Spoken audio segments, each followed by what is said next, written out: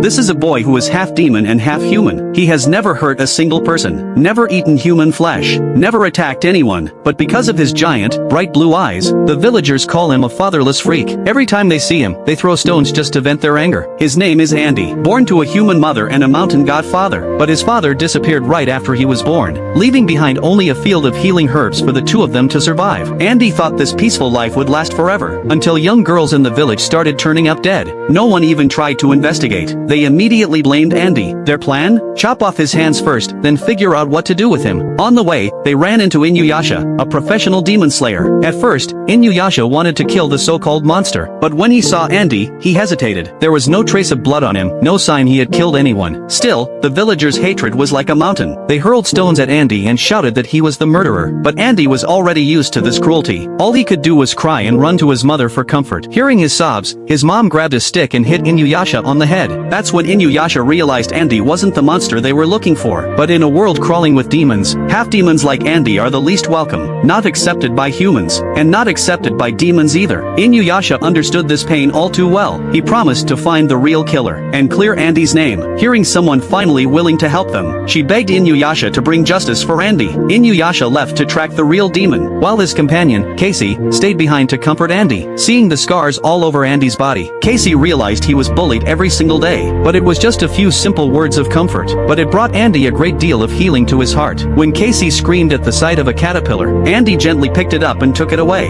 No one would have guessed that behind his huge, intimidating figure was the gentlest heart. Meanwhile, Inuyasha used his sharp sense of smell to find the demon, but all he discovered was an empty shell, the molted skin of a newborn insect demon. The demon must have brought its young straight into the village. The villagers, still blinded by anger, marched to Andy's home and burned it down. Andy hid inside, terrified. Then the real demon appeared. It and its young began devouring the villagers. Casey drew her bow and struck the demon, but only made it angrier. Hearing Andy scream, Andy suddenly stepped forward. With one punch, he smashed through the demon's skull, but it wasn't enough to kill it. He told Casey to run. If he had to sacrifice himself, it would be worth it. At that moment, Inuyasha arrived. He wanted to save Andy, but Andy's mother stopped him. She said the villagers needed to see the truth with their own eyes, who the real monster was, and who the true hero was. With his mother's encouragement, Andy awakened his hidden demon power for the first time. One strike and the demon was dead. But Andy didn't turn his anger on the villagers. Instead, he gathered the best herbs from his father's field and treated the villagers' wounds. For the first time, the people who used to bully Andy were speechless. The next morning, they showed up at Andy's home again, but this time, they came to help him rebuild his house and replant the herb field. After Inuyasha left, Andy was finally able to live among the villagers, just like any ordinary boy. If you were one of the villagers, would you want to be Andy's best friend?